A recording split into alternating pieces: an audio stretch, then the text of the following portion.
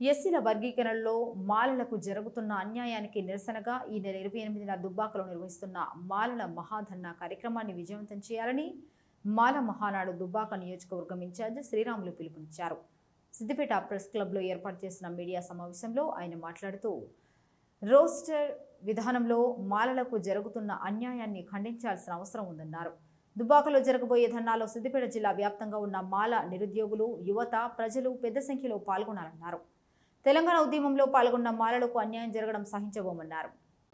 రాష్ట్ర ప్రభుత్వం రాష్ట్రంలో ఎస్సీల ఏబిసిడి వర్గీకరణ అందులో భాగంగా రోస్టర్ విధానాన్ని రద్దు చేయాలని కోరుతూ ఈ నెల 23న దుబ్బాకలో నిర్వహించే మాల మహాసభ విజయవంతం చేయాలని కోరుతూ ఈరోజు దుబ్బాక నియోజకవర్గంలోని గ్రామాలు మండల కేంద్రాలను కలుపుతూ ప్రతి మాల బిడ్డ నిరుద్యోగులు, ఉద్యోగులు, విద్యార్థులు ఈ బహిరంగ సభలో పాల్గొని విజయవంతం చేయాలని కోరుతూ దుబ్బాక మండలంలోని, నియోజకవర్గంలోని, జిల్లాలోని అంబేద్కర్ సంఘాలు, మానవనాడు సంఘాలు పెద్ద ఎత్తున తరలి వచ్చి ఈ బహిరంగ సభను విజయవంతం చేయాలని కోరుతూ పిలుపునిస్తున్నాం. జై భీమ్, జై భారత్. మహానాడు తెలంగాణ రాష్ట్ర మాల మహానాడు పిలుపు మేరకు సిద్దిపేట జిల్లా దుబ్బాక నియోజకవర్గంలో ఈ నెల 23వ తారీఖు ఆదివారం రోజున మాలల ఆత్మ గౌరవాన్ని దెబ్బతీసే విధంగా కేంద్ర రాష్ట్ర ప్రభుత్వాలు ఏదైతే ఏబిసిడి వర్గీకరణ రోస్టర్ విధానంలో మాలలకు చేస్తున్న అన్యాయంపై మాలల మహాధర్నా కార్యక్రమం నిర్వహించడం జరుగుతూ ఉన్నది.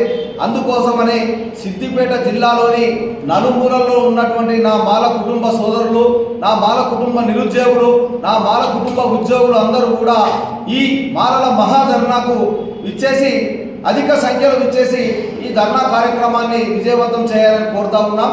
రోస్టర్ విధానం వల్ల మాలలకు జరుగుతున్నటువంటి అన్యాయంపై గలమెత్తి చాటడానికి ఈరోజు సిద్దిపేట జిల్లాలోని ప్రతి మండలాల్లో, అలాగే దుబ్బాక నియోజకవర్గంలోని అన్ని మండలాల్లో కూడా మాల కమ్యూనిటీ తరఫున, అంబేద్కర్ సంఘాల తరఫున ఈరోజు అన్ని కుల సంఘాలను కలవడం జరిగింది.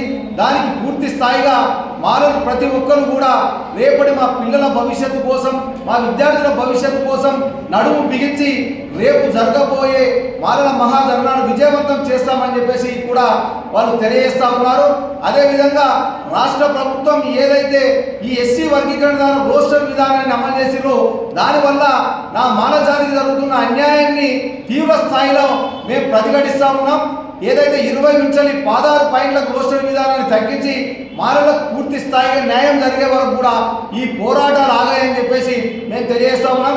తెలంగాణ ఉద్యమంలో కూడా ఈ సిద్దిపేట జిల్లా నుంచి రాష్ట్ర ఏర్పాటు కోసం పోరాటాలు జరిగినాయి.